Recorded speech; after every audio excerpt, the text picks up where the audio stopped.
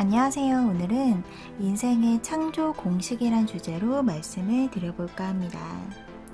사실 저는 시크릿에 대해 책을 읽으려면 정말 시크릿 그 책 단 한 권, 혹은 더 읽고 싶다면 그 후속으로 나온 파워 정도만 읽어보시면 사실 공식의 모든 것을 다 알게 된 것이라고 생각합니다. 사실 사람에 따라서 우리의 기존 사고관념들을 바꾸고 그것을 현실로 만들어내는 데는 수많은 연습과 좀 더 깊은 이해가 필요하다고 생각하거든요. 그래서 오늘은 세 가지 주제로 나누어서 말씀드려볼까 합니다. 첫 번째는 인생의 창조 공식입니다. 간절히 원하면 이루어지지 않는 이유라는 영상과 같은 맥락이라고 볼 수 있는데요. 그 부분에 대해 좀 더 상세히 설명드리려고 합니다. 힉스 부부의 책 중에 감정 연습이라는 책이 있습니다. 그 책을 보면 사람의 감정을 22가지 단계로 나누어 놨어요.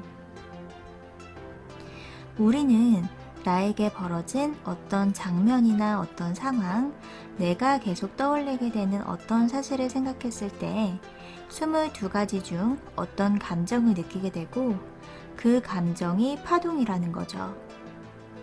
우리가 원하고 소망하는 현실은 대부분 내가 높은 파동을 가지고 있을 때 경험할 수 있는 현실입니다. 정말 많은 돈을 벌게 된다거나 정말 사랑하는 사람과 사귀게 된다거나 원하는 대학에 합격한다거나.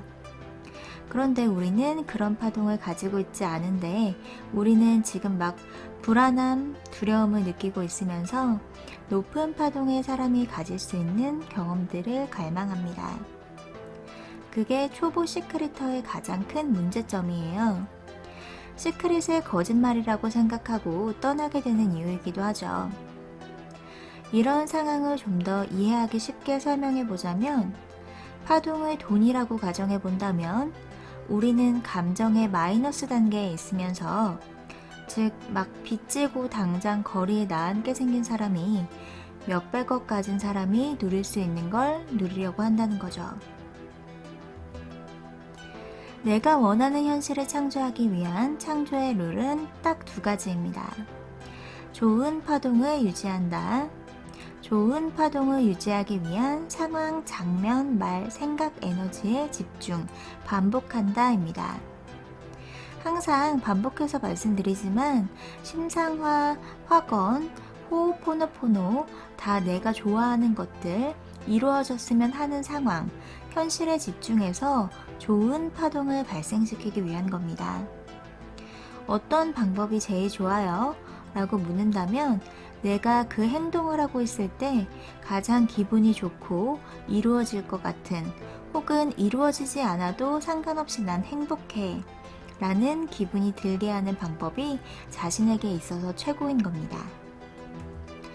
좋은 파동을 유지하지 않아도 꿈을 이룬 사람을 많이 봤어요. 라고 말씀하시는 분들도 있을 텐데 그 전 영상에서도 말씀드렸듯이 내가 좋은 파동을 유지하지 못하는 사람이라면 어떤 사실이 이루어지는 상황에 대해서 계속 지속적으로 끊임없이 그 상황이 나에게 너무 익숙하고 당연한 상황처럼 느껴질 때 그게 현실이 됩니다.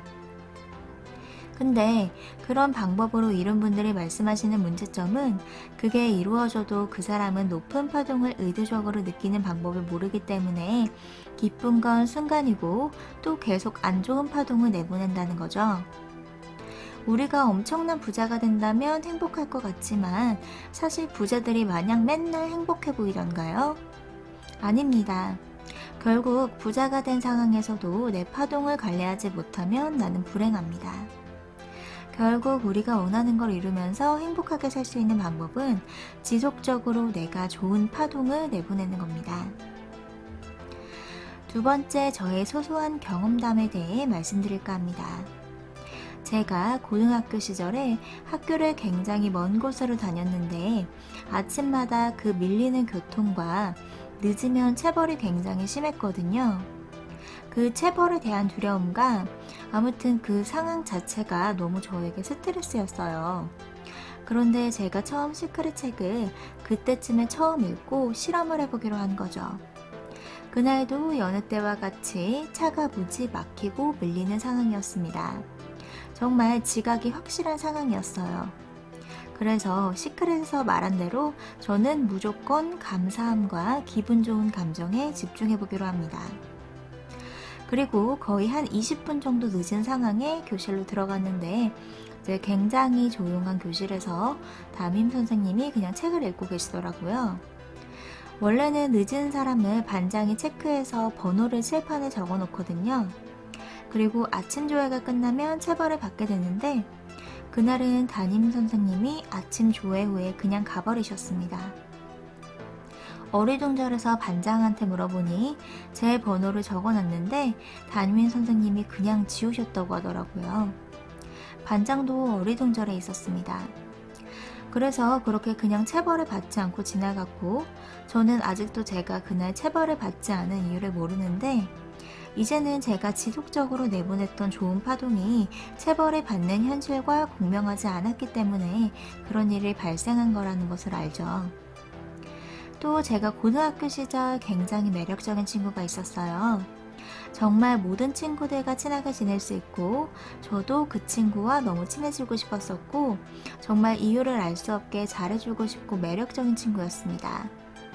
그런데 제가 이제 이 끌어당김의 법칙에 대해 연습하면서 좋은 파동을 유지할수록 저의 행동과 말에서 그 친구가 보이는 거예요. 그래서 왜 좋은 파동을 유지할수록 많은 사람들이 나에게 잘해주고 싶어하고 좋은 관계를 유지할 수 있게 되는가에 대해서 깨닫게 된 경험이었습니다. 세 번째 가장 현실적인 시크릿 적용 방법입니다. 저도 아직도 어떤 상황에 대해서 분노가 올라오고 짜증이 치솟고 하는 상황을 겪습니다. 에스더 힉스 같은 사람들도 책을 읽어보면 그런 상황을 겪어요. 결국 이런 법칙들을 다 알고 있어도 우리는 사람이고 결국 이 감정 연습이라는 책에서 말하는 22가지 단계의 감정들을 어느 순간에는 느낄 수밖에 없습니다. 하지만 제가 말씀드리고 싶은 것은 정말 시크릿의 마스터라는 것은 가장 낮은 파동에 있을 때도 있지만 그런 순간을 최대한 짧게 유지하고 다시 낙관적이고 감사한 어떤 상황들에 대해 생각하면서 파동을 전환시키는 것을 끊임없이 연습하고 익숙해지는 것입니다. 말과 행동, 결국은 다 감정에서 나오는 것이거든요. 제가 좋은 파동을 유지하면서 그 매력적이었던 친구처럼 말과 행동이 자연스럽게 나온 것처럼 여러분들이 좋은 파동을 유지하면서 그런 파동에서 나온 말과 행동들을 다른 사람에게 전달할수록 그 에너지를 느끼는 사람들도 여러분들에게 더 잘해주고 싶어하고 친해지고 싶어하고 좋은 감정을 주고받는 멋진 현실이 펼쳐질 것입니다. 원하는 모든 소원 이루시길 바랍니다. 봐주셔서 감사합니다.